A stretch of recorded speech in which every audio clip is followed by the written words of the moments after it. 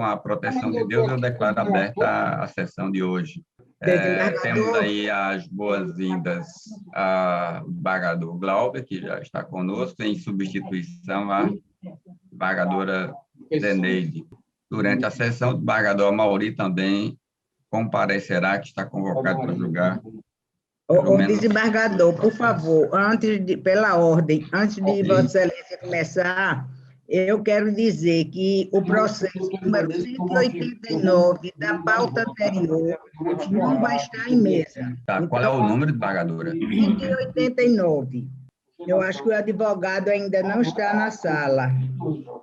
Teve uma sustentação oral e eu tirei o processo. Tá. Leila, quem é o procurador que está conosco? Doutora Miriam. Doutora Miriam. Aqui ela. Bom dia, doutor. Bom dia, doutora Miriam. Bem-vinda conosco. Bom, começamos então com os processos da pauta anterior com sustentação oral. Tem inscrição para o número 180, que é o agravo de 188, aliás, que é o agravo de instrumento 080-38-20.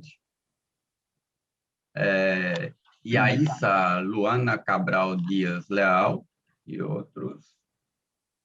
E Everton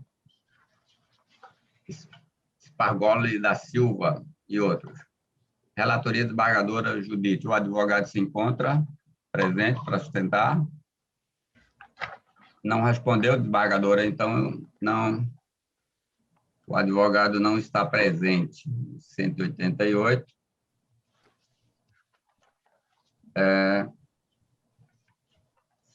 É considerado julgado de forma virtual.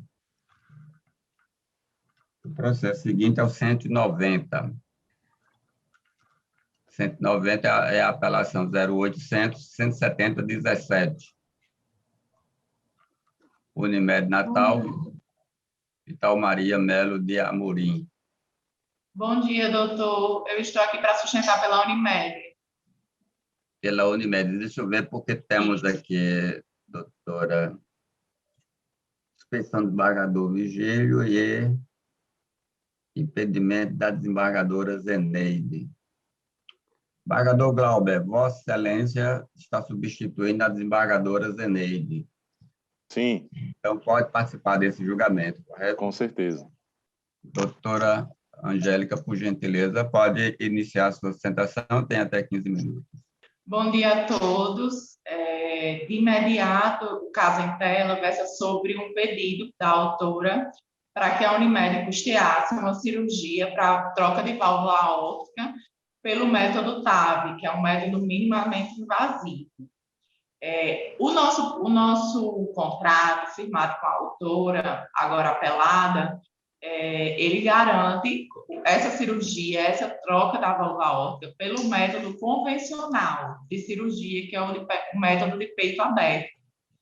Essa técnica, ela tem sido constantemente questionada pelos órgãos de responsabilidade técnica diante do alto índice de morte posterior à realização da cirurgia, justamente com pouco tempo. Então, assim, além de ser uma técnica, digamos, polêmica, ela também tem a questão de não estar incluída no rol da ANS. O rol da ANS é justamente emitido pela ANS em atenção a todas as formalidades técnicas de cada método, cada terapia, cada medicamento, para que possa limitar as coberturas contratuais dos planos de saúde.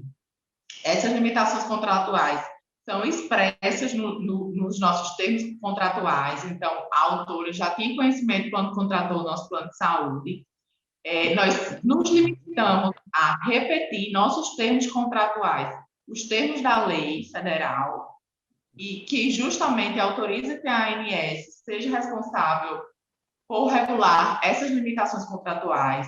Esse rol da ANS ele é atualizado bienalmente, com exceções ainda de atualizações que são realizadas de forma emergencial, como aconteceu recentemente na pandemia, e foram incluídos alguns exames e procedimentos relacionados justamente ao tratamento do Covid-19. Então, é um rol atualizado constantemente, que se atém a todas as questões técnicas, por ser justamente um órgão responsável e capacitado para apurar essas questões técnicas. Então, naturalmente, se o método TAP, pleiteado pela autora, não foi incluído e contemplado nesse rol, ele, obviamente, deve conter questões que não favorecem a sua prática. Dessa forma, a Unimed pleiteou pela improcedência do pleito autoral, que foi negado em sua sentença, e estamos apelando à presente. Por isso, reitero os termos de apelação e pugno pela procedência do apelo em tela. Obrigada. Obrigado, doutora. A relatora vota por desprover o recurso da Unimed. O desembargador Vigílio não vota, mas o desembargador Glauber, como vota, eu já votei concordando com o voto da relatora. Desembargador Glauber, por favor. Eu também, senhor presidente, já registrei o meu voto acompanhando a relatora. Então, decidido a unanimidade, recurso desprovido. Desembargador, esse 190 não é da desembargadora Zeneide, não, é? Não, ela é da Vossa Excelência, ela é impedida. Sim, tá certo. É por isso que o desembargador Glauber está votando, tá certo, entendi. Tá bom, desembargador, obrigada. O 191 é o próximo. Apelação 080, 2263, 45. José Eduardo dos Santos Câmara e outro, e Unimed Natal. Relatora, desembargadora Judite. A mesma situação, né, senador? Neste processo, 191. Bom dia, Excelência. Sim, pela Unimed Natal. Pela Unimed Natal. Bom dia. Excelência, pela ordem. Estão pautados o 191, o 192, que são da relatoria da desembargadora Judite, e também tem o 133, que é da relatoria de Vossa Excelência, agravo 133. E esses três processos, eles versam sobre a mesma matéria. E aí eu pergunto se eu poderia aproveitar a sustentação para os três. 191, 193 e 192. 192 e o 133. E o 133. Pode sim, doutora, por favor, Isso. pode prosseguir. E até 15. Certo. Bom, Vossa Excelência Obrigada. tem mais tempo, porque são três, mas veja como Vossa Excelência administra aí seu tempo. Bom dia a todos, ao senhor presidente, aos demais membros dessa Câmara e aos que acompanham a presente sessão. Então, como eu falei, são três processos que estão pautados para essa sessão. O 191 e o 192 tratam de apelação, e o 133 é um agravo de instrumento. E todos os processos, eles versam sobre a mesma matéria. E a matéria versada nos três processos trata de tratamento multidisciplinar, né, para criança portadora de transtorno autista, e a decisão aportou a obrigação à Unimed Natal do custeio de algumas terapias, terapias como fonoaudiologia, terapia ocupacional com integração sensorial e o método ABA. E o que temos tido, Excelências, é uma grande preocupação com matérias dessa espécie, seja pela oneração, seja pelo efeito multiplicador dessas ações. E não estou aqui para falar ou debater apenas sobre o caráter do rol da ANS, se é exemplificativo ou taxativo, mas debater sobre a obrigatoriedade do plano em custear essas terapias. Sabe-se que essas terapias são de alto custo, não raro, por meses, essas terapias beiram 20, 30, 35 mil reais, apenas uma terapia. É muito comum nas decisões ter um argumento de que quem prescreve, quem conhece o método, a terapia correta para cuidar da enfermidade é o médico. não se nega que quem tem conhecimento técnico, de fato, é o médico. Mas, por vezes, excelências, essas terapias que são indicadas, sequer elas têm comprovações científicas. Não à toa, todo dia aparece um método novo. Então, o que o plano de saúde pleiteia e o que quer é fornecer o tratamento da forma que foi contratado. O beneficiário, ele não vai ficar desassistido, ele vai ser tratado com as terapias convencionais que foram pactuadas, né? Outro argumento corriqueiro também nessas decisões para impor o custeio dessas terapias é invocar o direito do consumidor, né? E aí, data máxima vênia, eu entendo que privilegia um consumidor em detrimento dos outros beneficiários, porque essa decisão vai repercutir em toda a camada, em toda a cadeia de usuários, de beneficiários, não é? Então, o que se pleiteia aqui é que seja que o plano seja realmente onerado naquilo que se propôs. E essas mitigações que têm sido feitas não são mitigações mínimas, são mitigações que refletem, né, econômico e financeiramente em toda a cadeia de usuários. E, recentemente, o STJ, no RESP 1733013, sedimentou o entendimento de que, para ter razão de ser e existir o rol, né, de procedimentos, ele não deve ser constantemente mitigado. Então, é à luz desse novo entendimento do STJ que eu peço que sejam analisados os recursos, né, e nas apelações sejam reformadas nesse sentido, assim como no agravo de instrumento. E aí eu só queria fazer uma observação quanto às apelações, que na apelação de número de ordem 192, a sentença, eu acredito que por equívoco, ela colocou como se fosse uma condenação dupla de dano moral. Inicialmente, a sentença condena o dano moral de R$5.000, e no tópico 3, ela determina um dano moral correspondente aos valores do tratamento. Então, eu acredito que seja um equívoco, e desde logo eu peço que seja sanado, para não incorrer em bis in idem, né, no tocante ao dano moral. Então, feitos esses argumentos e reiterando os termos dos recursos, é que eu peço a reforma das decisões pela improcedência, no caso das apelações, e da reforma no agravo.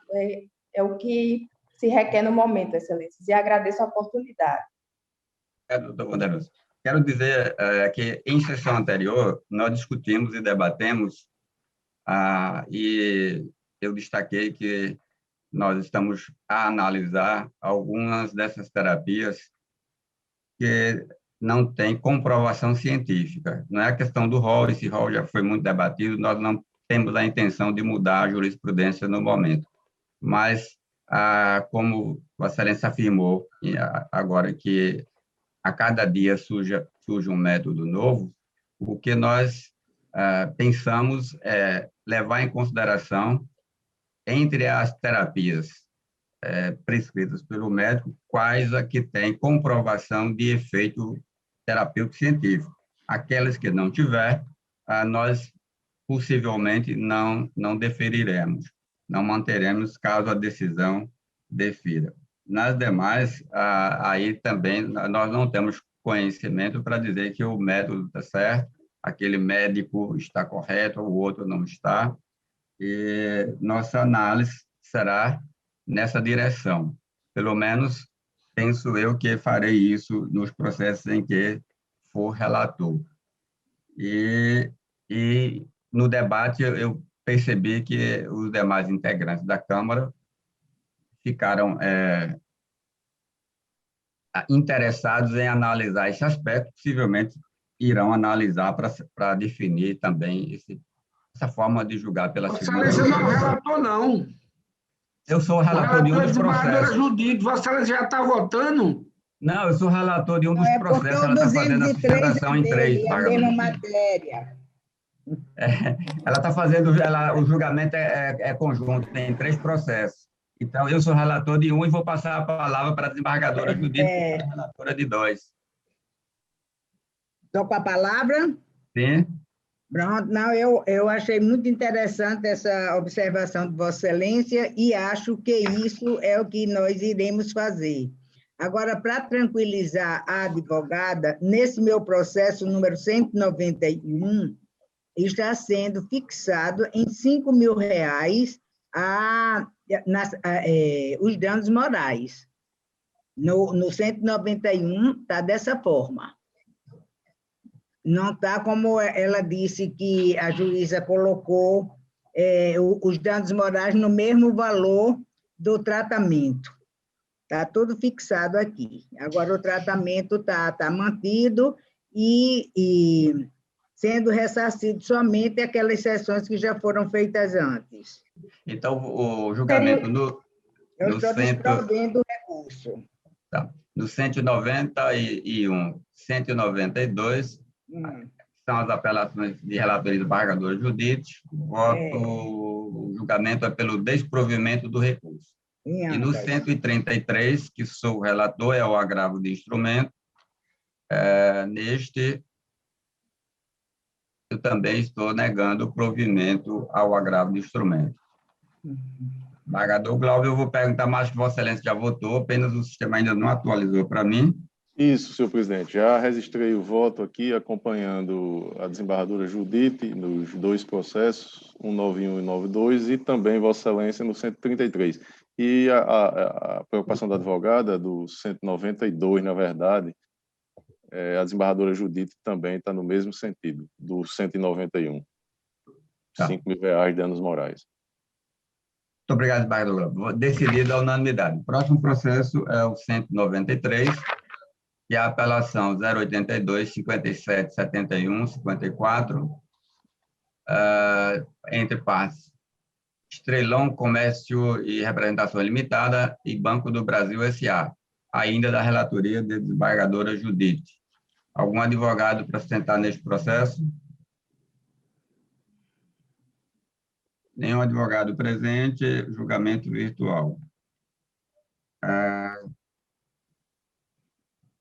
Nós temos o processo 205, o 205, desembargadora, é o processo 083, 45, 17, 37, Safra São Francisco Assistência Funerária Limitada, EPP, Sindicato das Empresas de Transporte Urbano e de Passageiros do município de Natal. Processo de relatoria da desembargadora Zeneide. Não sei se há algum advogado presente neste processo. Mas, se houver, não pode ser julgado com sustentação oral, porque a relatora não se encontra. O processo seguinte é o 208. 208 é a apelação civil 080, 51, 12, 19. Pedro Fernandes, Estado do Rio Grande do Norte. Algum advogado para sentar neste processo? Eu sou o relator. Nenhum advogado? Julgado virtual. 209, apelação 087, 92, 96, 14, de 2018. Juscelene Vieira de Souza e Banco BMG S.A. Algum advogado para sustentar neste processo? Julgamento virtual. Concluímos a pauta anterior e, na pauta do dia, começamos com o número 11. O número 11 é o 081 036808. Escola de Enfermagem Nova Esperança Limitada, EPP, Poliana Urbano Santana de Queiroz e outros. Relatoria do desembargadora Judite. Algum advogado para sustentar neste processo? Sim, bom dia, excelência. Bom dia. Vossa Excelência fala em nome de quem?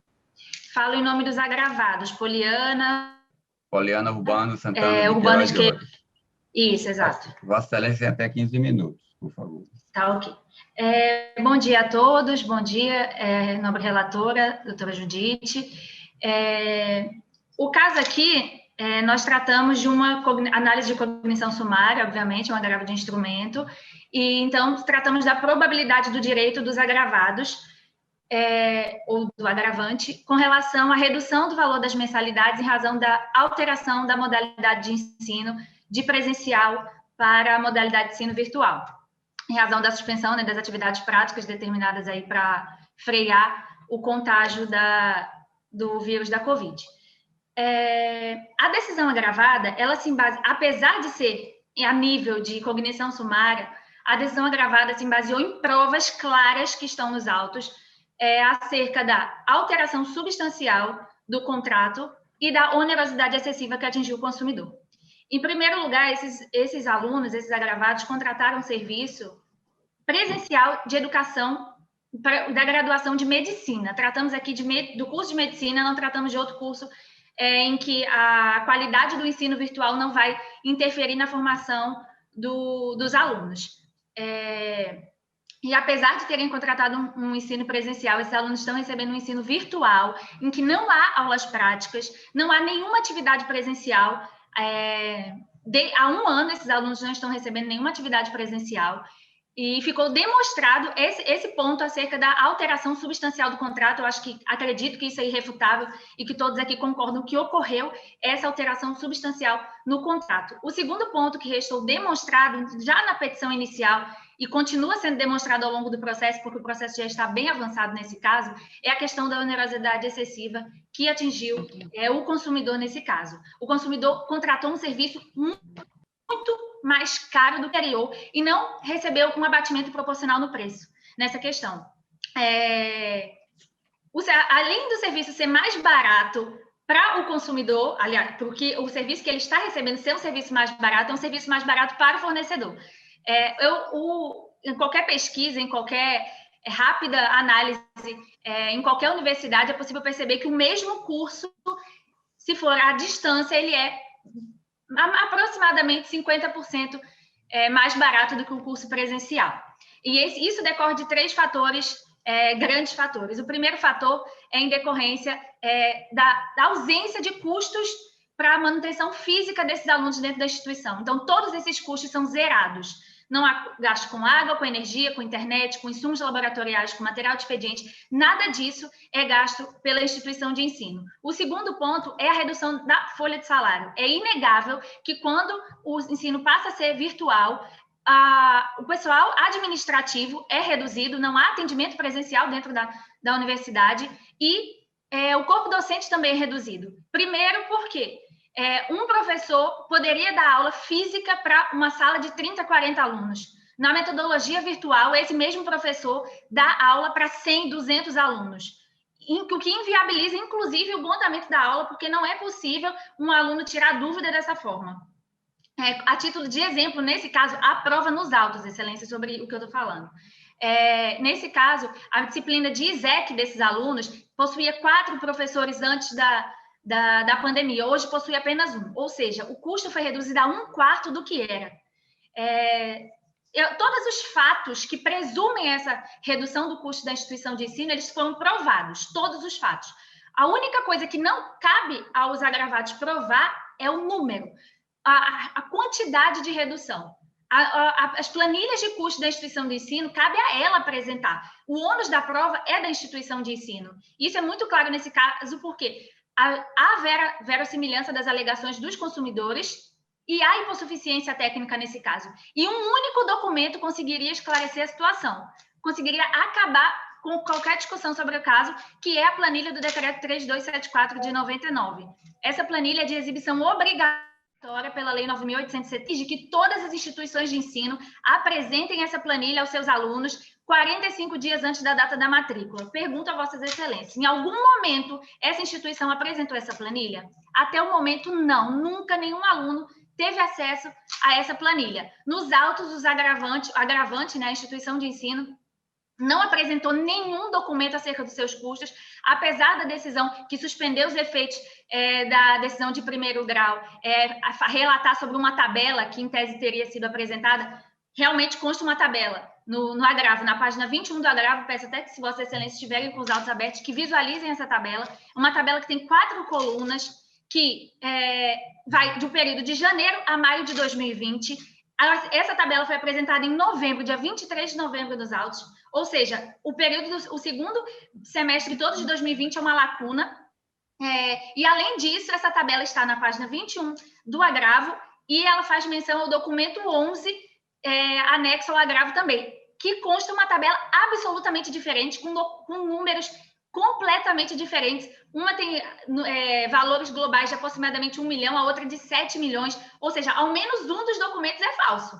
E acredito que os dois, porque não há nenhuma confiabilidade nos números apresentados. E a única planilha que poderia comprovar os custos da instituição, que é a planilha que a lei determina, que a legislação prevê, que é a planilha do decreto 3274, ela é omitida. Inclusive, em diversos processos, ainda em primeira instância, os juízes estão determinando a exibição dessa planilha e a instituição de ensino em nenhum momento apresentou. Os prazos terminam e a instituição prorroga, e os consumidores estão sendo lesados com isso, porque não tem possibilidade de apresentar maiores documentos do que já foram apresentados. Todos os fatos que presumem de forma irrefutável que houve uma redução de custos foram provados, mas os números precisam ser provados pela instituição de ensino. Não cabe aos consumidores esse ponto. Então, inclusive, no Tribunal de Justiça da Paraíba, existe vigente uma ação civil pública que fala sobre a mesma questão.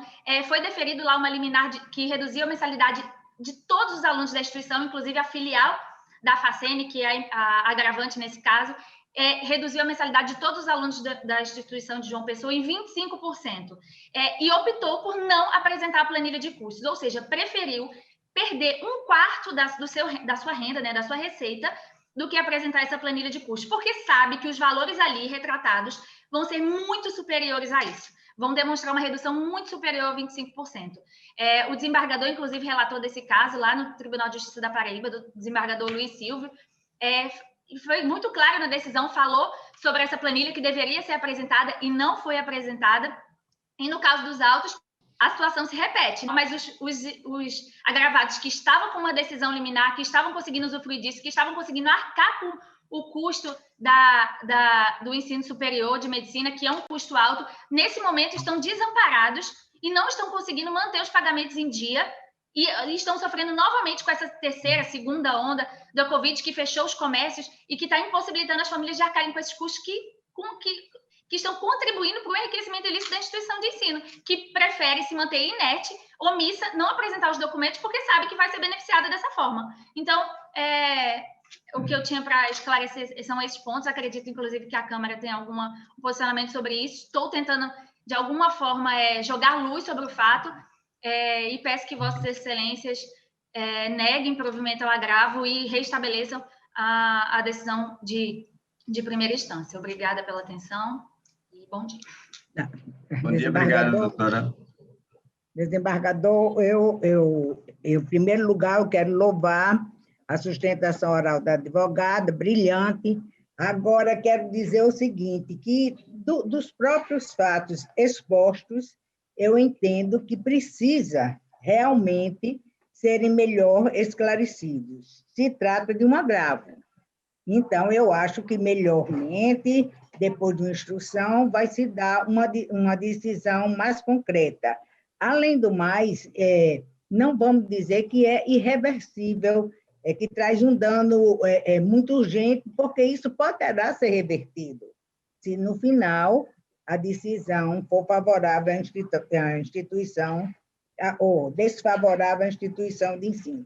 Eu mantenho o meu entendimento, mas, como disse, louvando o que aqui foi dito na tribuna. A Câmara, à unanimidade, dá provimento ao recurso nos termos do voto da relatora. O processo seguinte é o 22. 22. Em base de declaração, né? Não, desembargador, repare aí. Pode ser, desembargadora, eu não olhei antes. Sim, embargo de declaração. Então, não Em base cabe à declaração, sustentação, né? não há sustentação oral. 24 é o processo seguinte. Apelação 0800-530-44, município de Pedro Avelino, Companhia de Águas e Esgoto do Rio Grande do Norte. Algum advogado para sustentar neste processo? Bom dia a todos. A advogada presente pela apelada Caerne. Fala pela Caerne. A Caerne é a apelada. Exatamente, excelência. O voto da relatora é pelo não provimento do recurso e do reexame. Vossa Excelência quer continuar a sustentação, quer fazer a sustentação mesmo assim? Excelência, então eu gostaria de consignar minha presença em ata, caso não haja divergência entre os mais membros. Perfeito, doutora. Então, a redatora de ata fará o registro da presença de Vossa Excelência para sustentar. E a Câmara, à unanimidade, nega provimento ao apelo e ao reexame necessário. Agradeço a todos, bom dia. Bom dia, agradecendo a compreensão, doutora Ana. Número 42 é o processo que chamo agora. Apelação 081-6537-87, 2018, Estado do Rio Grande do Norte, e de Djalma Dantas Júnior. Algum advogado para sustentar neste processo, relatoria desembargadora Judite. Sim, Excelência, Zé Maria Alves, advogado da parte apelada, doutor Djalma Dantas Júnior. Vossa Excelência tem até 15 minutos, pode iniciar a sustentação. Excelência, esse recurso do Estado do Rio Grande do Norte, em relação ao apelado de Djalma Dantas Júnior, a ação foi julgada procedente junto à segunda vara da Justiça, a vara da Fazenda Pública de Mossoró, entendeu? A terceira vara da Fazenda Pública. Trata-se de um pedido de aposentadoria especial do profissional Djalma Dantas Júnior, que já possui mais de 25 anos de serviços prestados ao Estado do Rio Grande do Norte e, atualmente, ainda se encontra trabalhando, atuando no Hospital Regional Tarcísio Maia, na cidade de Mossoró, inclusive na chamada linha de frente, no tratamento dos pacientes acometidos do Covid-19. O profissional ao qual nos referimos agora encontra-se sujeito aos perigos da contaminação, a qual estão enfrentando os milhares de profissionais a nível de todo o território nacional, e no estado do Rio Grande do Norte também não seria diferente. Só que o profissional comprovou, nas contrarrazões ao recurso do Estado do Rio Grande do Norte, o recebimento do seu adicional de insalubridade durante muito tempo. Inclusive, a própria juíza que proferiu a sentença a nível de primeiro grau, ela foi muito clara que a insalubridade dele está sendo paga desde 1994, portanto, há mais de 25 anos.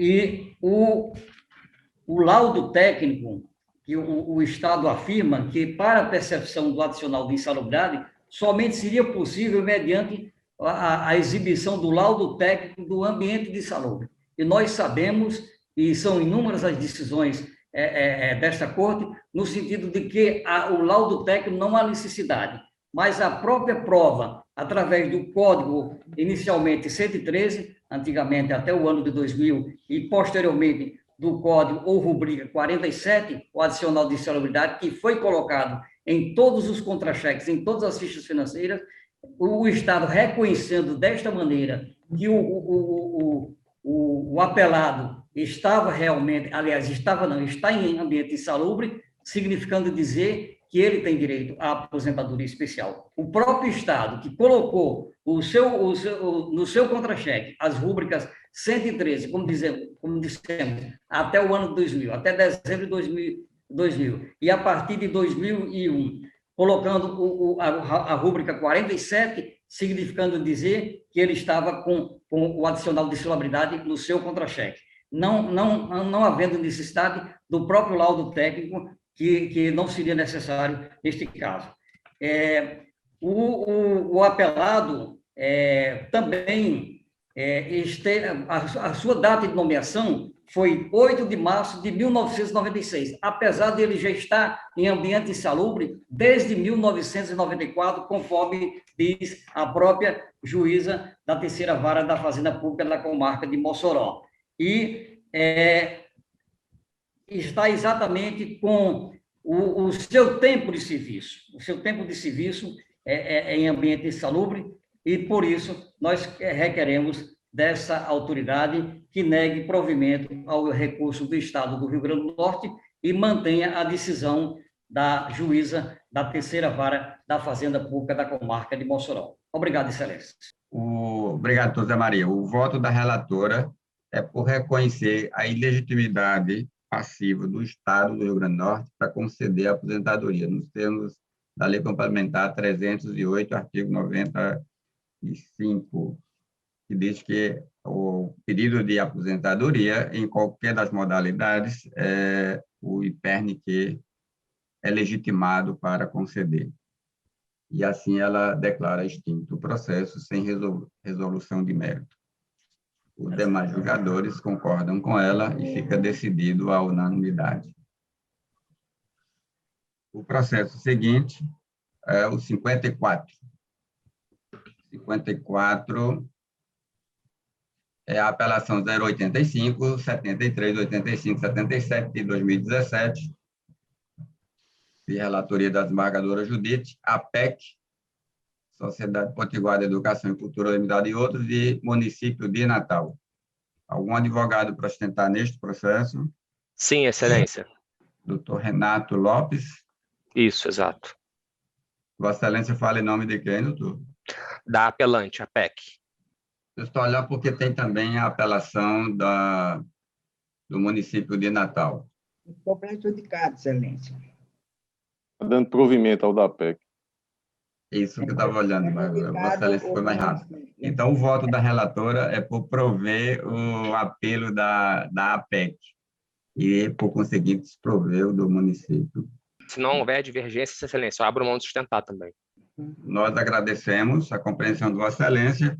Não há divergência, o recurso está decidido por provido à unanimidade. Tá ótimo, obrigado, bom dia. Obrigado também, doutor. Bom dia. Próximo processo, o 69, apelação civil 083, 17, 59, 56 de 2017, Embargador Vigílio, o relator, Luana Xavier da Silva e outros, Estado do Rio Grande do Norte. Algum advogado para sustentar neste processo? Sim, Excelência. É a doutora Magda, representante de Luana Xavier. Vossa Excelência tem até 15 minutos. Como a apelação de Vossa Excelência e do Estado, então Vossa Excelência tem até 15 minutos. Excelência, bom dia a todos, né, a linda turma. Excelência, a gente recorreu, né, a apelação deste processo, porque o juiz, em primeiro grau, ele não concedeu a cirurgia reparadora, concedeu o dano moral no valor de R$25 mil, mas ele negou a cirurgia reparadora. Foi um parto realizado no hospital Monsenhor Antônio, que é hospital regional, em São José do Mipibu, que saiu com indicação de parto cesáreo do município de Tibau do Sul, da unidade mista, e foi realizado um parto forçado via fórceps, onde a parte, com o uso do instrumento fórceps, perfurou a bexiga e está até hoje com continência urinária, sendo necessário o uso de fraldas, sendo necessário alguns acompanhamentos, estando laudo médico no processo, prontuário de atendimento, a indicação da realização da cesárea. Tanto que o juiz de primeiro grau reconheceu o nexo causal e a obrigatoriedade do Estado de sanar e diminuir né, o dano, concedendo o dano moral, mas negou a cirurgia reparadora, alegando que o laudo constante no processo demonstrava a necessidade de cirurgia, mas que não ficou clara que a viabilidade da realização junto ao paciente. Motivo pelo qual como representante da paciente Luana, recorreu requerendo tanto a majoração dos honorários, da indenização, pelo lapso temporal do processo que ocorreu a cirurgia desde 2016 e até a presente demanda, não houve a realização, não houve a reparação, e ela vem sofrendo os danos até hoje, com o aumento da indenização. Voto do relator por desprover os recursos do Estado e o de Luana Xavier e outros. Então, voto do relator desprovendo ambos os recursos. E os demais julgadores concordam, está decidido à unanimidade, recursos desprovidos. Mas ele desproveu os dois e manteve a decisão do juízo agora, isso? Mantendo a sentença. Próximo processo, temos os processos. Obrigado, doutora. Os processos relacionados aqui, que são de desembargadora Zeneide como relatora, 83, 92, 105, 112 e 113, não serão julgados pela ausência, obviamente, pela ausência da relatora. O 128, processo que julgaremos na sequência, que é de minha relatoria, é o agravo de instrumento 080, 83, 71, 87 de 2020. Eugênio Ribeiro de Souza Neto e Kurt Hans e outros. Algum advogado para sustentar neste processo? Julgado virtualmente. Senhor presidente. 141. Senhor presidente. Maurício, bom dia. Bom dia. Bom dia a todos. Bom dia. Eu havia sido convocado para participar do julgamento. Bom dia, desembargador Glauber. Participar desses julgamentos dos processos da relatoria da desembargadora Zeneide. Não é isso? Sim. Há, no entanto, um processo que eu pedi vista da sessão anterior, que é o 206 da pauta, em que apelante José Valdetário de Vasconcelos e apelado Unimed. Eu tive notícia no gabinete de que as partes estão tratando de um acordo e, portanto, o processo precisa ser retirado de pauta e encaminhado à relatora. Então, minha intervenção aqui, senhor presidente, seria exatamente para fazer essa proposição. Eu devolveria o processo ao gabinete da relatora para que ela pudesse homologar o acordo entabulado entre as partes. Certo? E me parece que eu tenho um também da relatoria do desembargador Vigílio, participar também, mas vou aguardar a ordem, Vossa Excelência aí é quem comanda, eu estaria aqui atento e aprendendo com o julgamento dessa egrégia Câmara. Excelente, desembargador Maurício. Guarda aí as lições que a gente vai pedir daqui a pouco, viu? Mas nesse processo... Vou ver se dá tempo para aprender. 206, a proposição de Vossa Excelência, penso que a Câmara aceita. Eu aceito, acho que os demais aceitam, vai retirar de pauta para análise pela relatora do acordo que é firmado entre as partes. Perfeito. Então, Leila fará a retirada de pauta. E Vossa Excelência não quer, prefere, nós temos ainda 3 pedidos de sustentação oral. Vossa Excelência não quer priorizar seu processo para não ficar aguardando esses 3? Eu agradeceria, Excelência. Então, ainda que constrangido por ficar privado de continuar assistindo.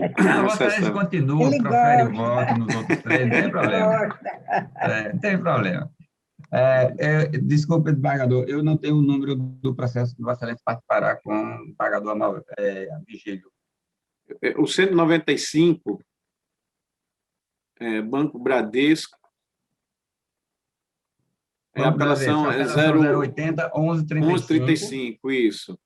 Banco Bradesco, espólio de Genilda. Genilda, isso. Aqui consta aquela discussão a respeito dos valores de dano moral, não é isso? Sim. O relator dá provento parcial ao apelo para reduzir o montante para 2.500. O desembargador Ibanez acompanha a desembargadora Zeneide, que divergiu quanto ao valor do dano moral, mantendo o valor fixado na sentença. Sim. E é assim que eu voto também, Excelência, mantendo o valor fixado na sentença. Perfeito. Então, desembargador, temos a conclusão, o voto, o recurso é parcialmente provido por maioria. Votos que prevaleceram do relator, o meu e o desembargador Judite. Votos não prevalentes, o de Vossa Excelência e o desembargador Zeneide. Perfeito. Vossa Excelência, aqui tem desembargador Ibanez Monteiro acompanhou a desembargadora Zeneide. Não, o desembargador Vigílio, não? Né? Então, houve algum equívoco aqui na anotação que me foi encaminhada. De qualquer sorte, eu estou acompanhando, a exemplo dos anteriores, Excelência, é o valor fixado na sentença. Mas é bom ver essa proclamação. Então, vou ver. Que eu sei que Vossa Excelência realmente tem mantido esse valor, né, de 2.500. E meu voto está acompanhando o relator. O relator, ok. Eu e a desembargadora Judite. Correto. Como tem... O desembargador Amaury acompanha a desembargadora Zeneide, é isso, né? Não, o desembargador Amaury acompanha a desembargadora, concorda com o voto de desembargadora Zeneide. Isso. Ok. Julgado. O seguinte, tem mais outro? Tem o 196, apelação 08858-101. Certo. Apelante Francisca Santiago do Couto. E o Estado do Rio Grande do Norte. Isso. Nesse caso, a divergência é só minha. Eu não tive acesso, senhor presidente, ao relatório. Se fosse possível, porque aqui tem o desembargador Ibanez Vigil votando pelo conhecimento do apelo, né? Porque há uma... Assim, desembargador Amaury, vou esclarecer porque a divergência é minha. O recurso trata de majoração de honorários advocatícios sucumbenciais. E minha divergência é que eu reconheço a ilegitimidade da parte para apelar com o objetivo de majorar os honorários advocatícios. Meu entendimento é de que o legitimado a recorrer é o próprio advogado, porque os advogados agora, pelo Código, são os titulares dos honorários advocatícios sucumbenciais. E aí eu fiz um voto escrito justificando isso. A Câmara, segunda Câmara, por maioria, os demais julgadores, desembargadora Zeneide, desembargadora Judite, desembargador Vigílio, rejeitam essa preliminar. Vossa Excelência vencido. Isso, exatamente. Essa matéria está superada, não, Excelência? Não, está superada sim, porque por maioria, né, não é rejeitada a preliminar. O desembargador Amaury foi convocado por conta da divergência para ampliação, mas eu estou só explicando que a única divergência é essa. Superada a preliminar, eu concordo com o mérito do voto do relator. Então, a divergência do desembargador Amaury, que Vossa Excelência irá pronunciar voto, é sobre a legitimidade da parte de recorrer quanto aos honorários advocatícios sucumbenciais. Perfeito. Eu vou pedir vênia a Vossa Excelência para acompanhar a maioria, no sentido de reconhecer a legitimidade da parte para também pleitear em juízo os honorários. A jurisprudência do STJ tem, sim, ainda que com algumas divergências, mas tem admitido isso, inclusive na interpretação do próprio Estatuto da OAB. O STJ tem assentado que é possível, sim, ainda que o advogado possa, e o Estatuto outorga essa legitimidade ao advogado para fazê-lo em nome próprio, mas isso não afasta a possibilidade da parte também requerer, ainda que em nome próprio, a cobrança de honorários. Eu peço vênia, mas acompanho aí, no caso, a maioria, né? No caso, o relator, não é isso? Isso, muito bem. Então, decidido. E aí, no mérito, não há divergência, porque Vossa Excelência também concorda. Então, decidido por maioria quanto à preliminar e a unanimidade no mérito. Para a Leila anotar, viu, Leila? A preliminar por maioria e o mérito à unanimidade. Desembargador Amaury, mais um processo de Vossa Excelência? Não, Excelência, só tem esses da desembargadora Zeneide. E agora são da desembargadora Zeneide, quando ela estiver presente. Retornar. Eu terei o prazer de poder voltar a Aí Vossa Excelência volta à nossa Câmara para ligar conosco também, e aí será mais um momento prazeroso para nós. Obrigado, agradecemos, Excelência. Então, desembargador Amaury, pela presença e a contribuição de Vossa Excelência na sessão de hoje. Eu que agradeço, Excelência. Cumprimento a todos os colegas, os advogados aqui presentes, nossa Leila também, enfim, Obrigada. doutora Miriam Selle, Miriam, enfim, e peço autorização para me retirar, Excelência. Negada, presidente. Contra gosto, mas eu vou autorizar, né? Tá bom, muito obrigado, Excelência. Um abraço a todos. Abraço. Em continuidade, nós julgaremos o processo 141, a apelação 0017-269-42 de 2008. Eu sou o relator e José Maria Martins de Almeida e outros, Agência de Fomento do Rio Grande do Norte, S.A., são as partes. Algum advogado para acrescentar nesse processo? Senhor presidente. Nenhum advogado presente, julgado. Senhor presidente, os processos na relatoria de Vossa Excelência, aí eu já não faço parte da turma, não é isso? Sim, desembargador Glauber. Então, se tiver mais algum... Faz não, tá certo. Vossa Excelência já quer se despedir da gente? Senhor presidente, Vossa Excelência permitiu e os demais aí também, seguindo, com a lição deixada... convencê-lo a participar da Câmara. Ele vem a contragosto mesmo, sabe? Com a lição deixada pelo decano, aí eu tenho que seguir também. Então, eu agradeço aí. Que ele não fez as loas que fez para o Amaury com você. Pois tá vendo? É porque ele não gosta de julgar na segunda Câmara, vem aqui e vai embora. Mas, por mim, ele ficaria. Não, de forma alguma. Já tentei várias vezes convencê-lo, mas não tem jeito, né? Então... Prazer grande participar mais uma vez aqui com vocês e agradecer aí a oportunidade. Um abraço, saúde para todos, um abraço aos advogados, doutora Miriam, Leila. Então, é isso. Autorizado, senhor presidente? Posso sair? Autorizado. Contragosto novamente, mas fazer o quê, né? Vossa Excelência não quer ficar, então vá. Um abraço e até amanhã, se Deus quiser. Até amanhã, amigo. Saúde, desembargador Judite. Vacinado aqui, se Deus quiser. Processo 161. Apelação 0800-519-44 de 2020. Felipe Lourenço Maris Maia e Audi do Brasil Industrial, Indústria e Comércio de Veículos Limitada. Sou o relator. Algum advogado neste processo? Sim, Excelência. Isaac Spencer pelo apelante. Vossa Excelência tem até 15 minutos, doutor. Bom dia a todos. Desembargador presidente da segunda Câmara, em nome de quem eu dou os bom dia novamente e rogando saúde a todos.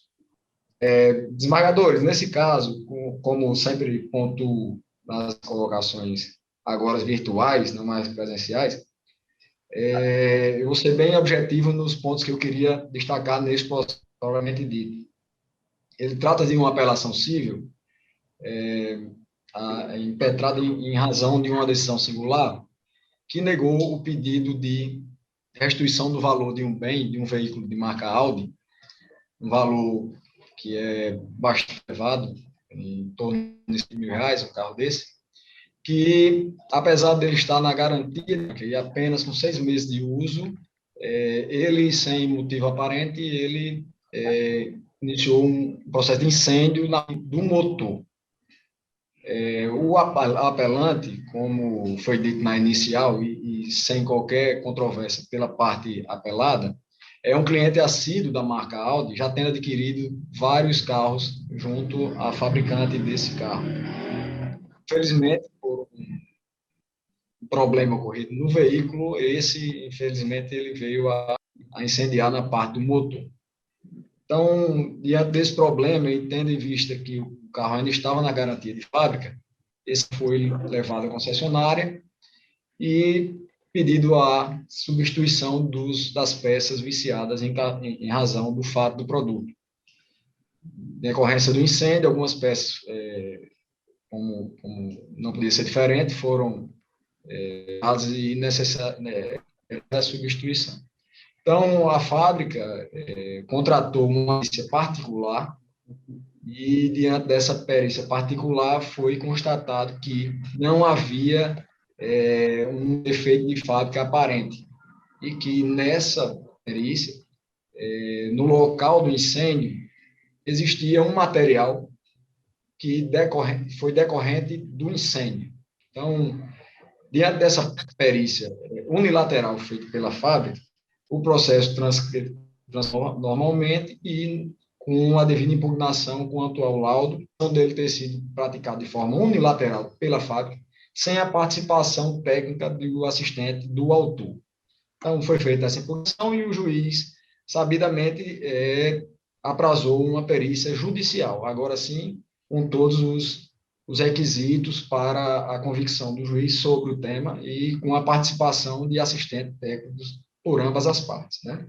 E diante dessa perícia judicial, por que pareça, e aqui é uma questão que eu peço a atenção dos desembargadores, que a principal prova desse processo, que é justamente o objeto da ação carro, ele foi adulterado. A prova foi adulterada. O motor do carro, quando foi feita a perícia pelo juízo, não estava nas mesmas condições que a Audi fez no momento que fez a sua perícia particular.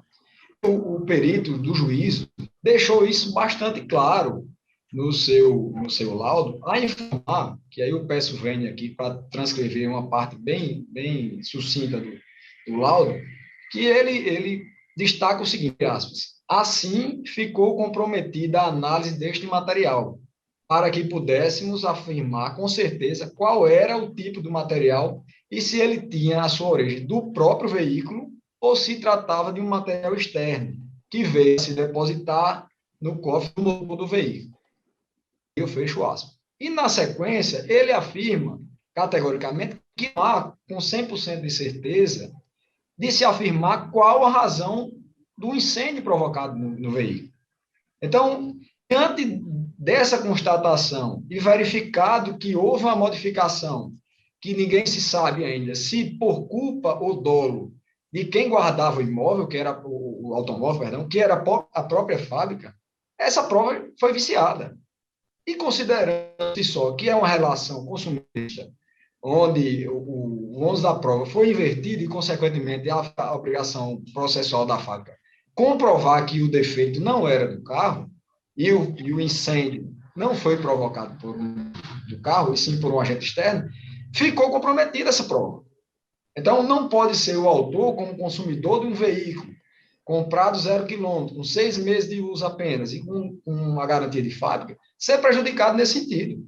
Não ficou constatado, a conhecedora do produto não comprovou, por meios idôneos, que era justamente a prova judicial, a perícia judicial, que houve efetivamente um defeito causado por um agente externo. Não se comprovou. O que comprovou com a perícia foi que o veículo foi adulterado. A prova principal dos autos foi adulterada. O material que estava quando a fábrica fez a perícia não estava mais quando foi feita a perícia judicial. Isso é gravíssimo. Não se pode aceitar que uma coisa seja modificada enquanto está na posse do fornecedor do produto. Ademais, temos que verificar, por ser uma relação, novamente, de consumidor-fornecedor, que o fornecedor deve garantir aos consumidores a boa qualidade do produto. Não podendo ocorrer um incêndio e não se diagnosticar o que aconteceu nesse incêndio. Porque o que há nos autos é que não se sabe efetivamente o que se deu. A perícia judicial é clara. O período, o produto que ali existia não tem mais, não existe mais. Então, fica jogada ao chão a perícia unilateral formulada pela fábrica. E aí, considerando a perícia que deve proceder, que deve prevalecer nesse processo, que é a perícia judicial, se constata que o ônus da prova, que era do fornecedor, não foi adimplido. E, por consequência, o direito do consumidor deve prevalecer. Esse é o centro dessa questão. Então, considerando todos esses pontos, considerando efetivamente a emergência da prova, que aí se deve averiguar se foi por culpa ou dolo da própria fábrica que houve essa modificação, é que eu peço a Vossa Excelência e postula a procedência do pedido em todo ele, tanto quanto a questão da restituição dos valores, também quanto ao pedido dos danos materiais e morais formulados em subsequência ao pedido principal. Então, essas são as nossas considerações. Agradeço a todos. Meu voto é pelo desprovimento do recurso. Eu voto pelo desprovimento do recurso. No momento, os demais jogadores manifestaram o voto também concordando comigo, está decidido a unanimidade, recurso desprovido. O processo seguinte é o 184. 184 é a apelação 083, 49, 22, 44 e 2017. Angélica Pinheiro Sobreira, Gondim e outros. Colmeia, Rota do Sol, Residência, Empreendimentos Imobiliário Limitado e outros. Eu sou o relator. Algum advogado para sustentar neste processo? Sim, doutor Ibanez. Embargador, Zé Maurício. Pela apelante Angélica. Vossa Excelência tem até 15 minutos, doutor. Excelência, a matéria é simples, tá? A existência de gravame sobre imóvel adquirido direto da construtora e que a construtora não liberou o gravame, né? Com isso, a transferência patrimonial não foi possível, somente depois do ajuizamento da tutela é que o Banco Bradesco é que compareceu para cumprir com a decisão e liberou. Até então, o imóvel estava impedido de ser transferido à propriedade. Então, a decisão de primeira instância foi pela procedência da ação, atribuindo a responsabilidade por isso à Colmeia e, solidariamente, ao Banco Bradesco, que não é recorrente no presente processo. Então, a Colmeia comparece aos autos, requerendo a improcedência da ação, alegando uma ilegitimidade passiva de parte e a inexistência do dano moral. No que diz respeito à legitimidade dela, é clara, porque a penhora decorreu de um ato unilateral dela que compareceu até o banco e tomou dele emprestado. Deveria, ao receber a quitação, pagar o que se chama de VMD, valor médio de desligamento, que é uma parcela que se paga ao banco financiador para liberar os imóveis, o que não foi feito. E não sendo feito isso, o imóvel permaneceu penhorado. Então, obviamente, que a penhora existente é por culpa exclusiva da Colmeia. Então, por essa razão, a sentença de primeira instância deve ser mantida totalmente nesse aspecto. No segundo aspecto é o dano moral, que nós entendemos que é constrangimento, que a autora ficou sem dispor do seu imóvel na questão da propriedade, pelo tempo da tramitação do processo, somente conseguiu isso em razão da decisão judicial, e, portanto, existe um dano moral. E nós pedimos, inclusive, a majoração, embora eu saiba do entendimento de Vossa Excelência no que diz respeito aos valores de danos morais, mas o nosso pedido é de majoração do valor do dano moral. É isso, Excelência, sucintamente expondo para os senhores desembargadores. Meu voto é pelo desprovimento do recurso. Reconhece-se a responsabilidade da Colmeia, mas o recurso da parte de consumidora é para a majoração dos danos. Nessa parte é que eu estou a desprover o recurso. E, portanto, mantém-se a obrigatoriedade da Colmeia em cumprir as obrigações, foi decidido, mas estou votando por desprover o recurso. E os demais julgadores concordam comigo, fica assim decidido a unanimidade. Eu agradeço, senhores. Boa tarde, um bom dia e boa tarde também, né? Boa tarde. Sendo bom, eu aceito. Senhores, um bom dia para vocês, um bom restante de semana para todos. Um grande abraço. Bom dia, obrigado. Bom, concluímos, em minhas anotações, os processos com sustentação oral. Excelência, pela ordem. Doutor Rafael. Tem um processo, o número de ordem 194, de relatoria do desembargador Vigílio.